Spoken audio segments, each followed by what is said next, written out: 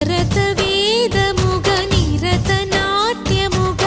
కదిలిన పదమిది ఈశా శివని వేదనగా అవని వేదనగా పలికెను పదము